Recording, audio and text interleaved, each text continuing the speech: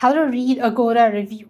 In order to effectively read Agoda review, you will have to focus on balanced feedback that details both pros and cons, especially looking for recent comment to gauge current hotel quality.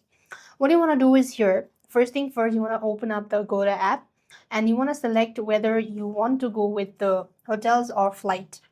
So I'm just going to go for the hotels, and you have to look for what sort of hotels that you want to look for or read reviews for. After you're done entering the following information, you could go ahead and start selecting the hotels or the destinations.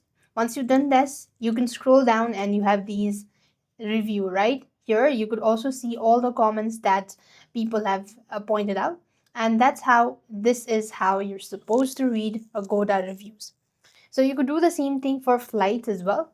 So if you go to the flights tab from the home page, you will be able to find the review section there. And this is how you're supposed to find or read Agoda reviews. With that being said, we've completed our steps. Thank you for watching. See you in our next video.